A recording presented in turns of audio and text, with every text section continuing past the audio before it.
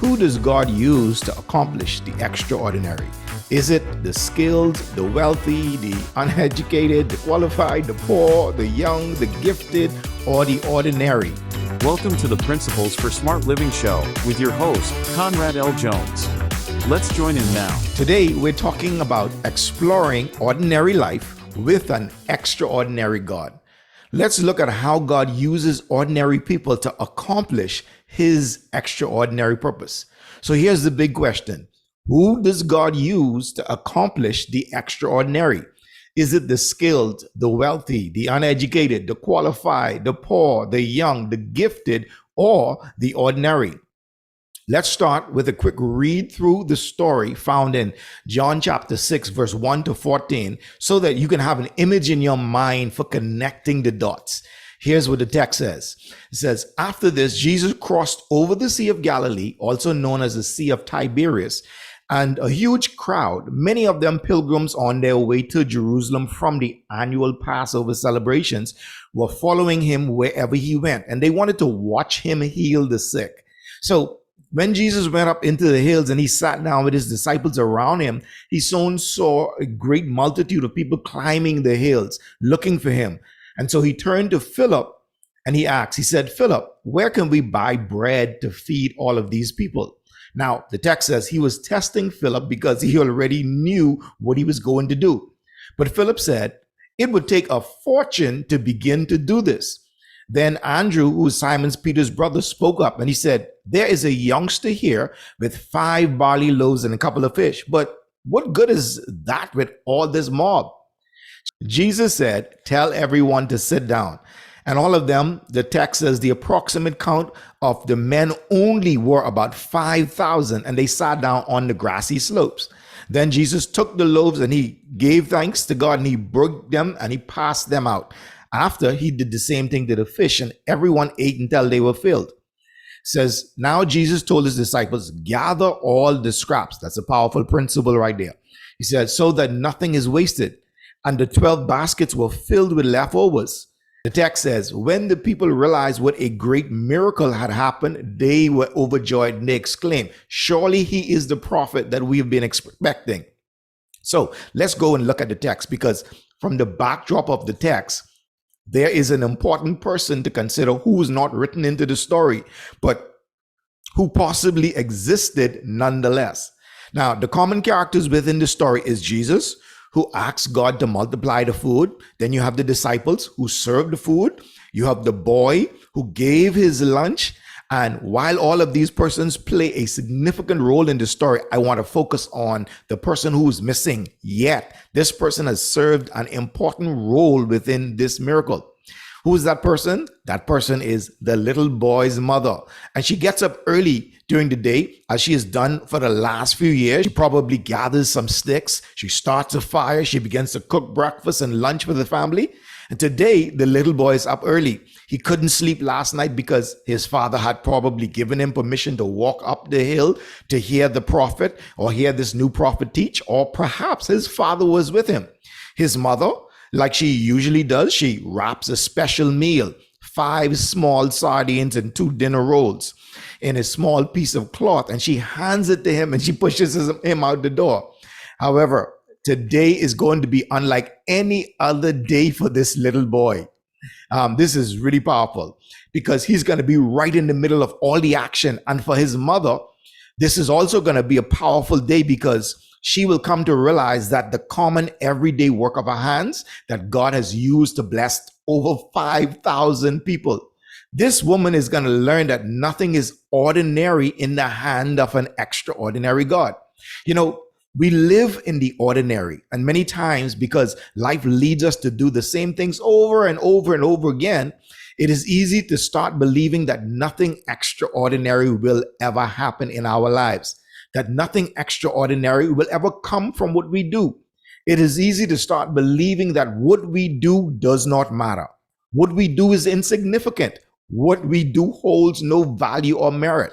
And oftentimes, nothing could be further from the truth. We know you are enjoying the show, so we'll be right back after this message from our sponsor. Do you want to navigate through this year as a stronger, happier, wealthier you? Then, grab your copy of the brand new book, Reclaim Your Life, How to Repay the Debt You Owe Yourself, and finally live the life you were born for. Visit reclaimbook.com. Let's rejoin the show. We take care of our children as normal, but do we know how planting those little seeds of family and church within them will help them in their later years, even as they probably become leaders of the country? We take the time to come and worship together as normal, but do we know how keeping the doors of the church open will help someone find the love and the acceptance of Christ and deter them from committing suicide and doing many other horrible things that mankind does on the landscape of humanity? And these are just simple examples of the things that we do as ordinary, which has the potential to produce extraordinary results as God would direct. So let me give you some examples of ordinary people whose lives are today recognized as extraordinary because they simply followed God. Here's the first. We have an elderly man with no children, and he becomes the father of a nation. Who is he? Genesis chapter 21 reveals him as Abraham. Then we have a harlot, a prostitute, who has faith in God and is chosen to be part of the lineage of Christ. Who is she? She's called Rahab. Joshua chapter 6. We have a young woman who becomes queen of a foreign nation. Who is she? Her name is Esther. We find that in Esther chapter 2.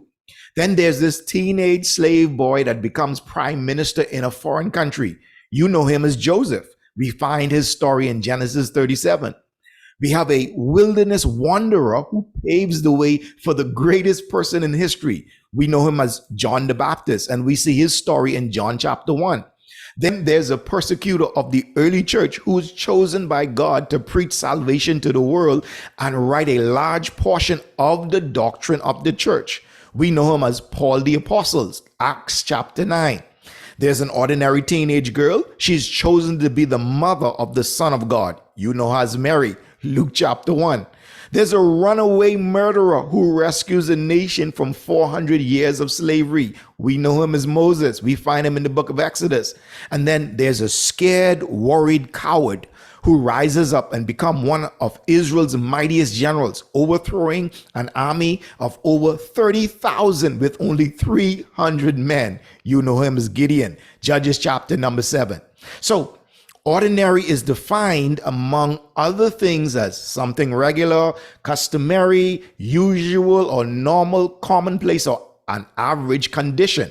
And then on the other side, extraordinary is defined as very unusual, remarkable, or surprising, not in an established manner, course, or order.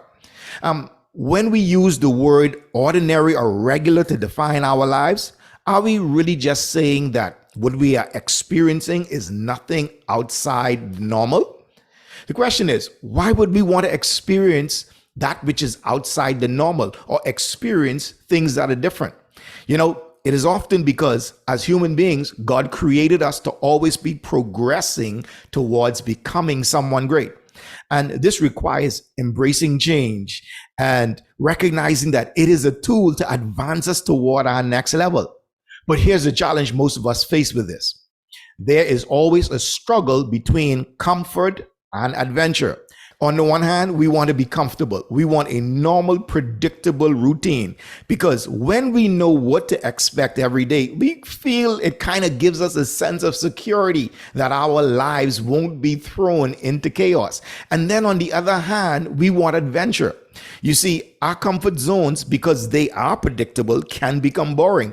And there's a part of us that longs for new excitement, new adventure, fresh discovery in our world. We want to take a chance and do something unusual and exotic with our lives, to know that we really lived fully, that we loved openly, and we mattered significantly. So we want enough comfort to live predictable lives, but not too much. Not too much comfort to lead lives of boredom. Then we want enough adventure to live exciting lives filled with discovery, but not too much adventure to cause us feel as if things are unpredictable. So here's another perspective. If we look from the perspective of someone who is in a much more difficult place than you are right now, For instance, someone who can't find enough food and they've got to dig through the garbage to find scraps for their children to eat every day. Perhaps it's someone who was slept under a bridge for the past 10 years in every kind of weather. It could be someone who has worn the same shoes, same clothing for the past 10 years. Would your life be considered ordinary or extraordinary to that person? All right, so here are the takeaway points. Jesus could transform an ordinary boy's lunch into a feast for over 5,000 people simply because the boy was willing to give what he had to Jesus. Once he gave the gift of his lunch to Jesus, the boy let go of what it could be used for, and he embraced Jesus's decision to do whatever he saw fit with the gift.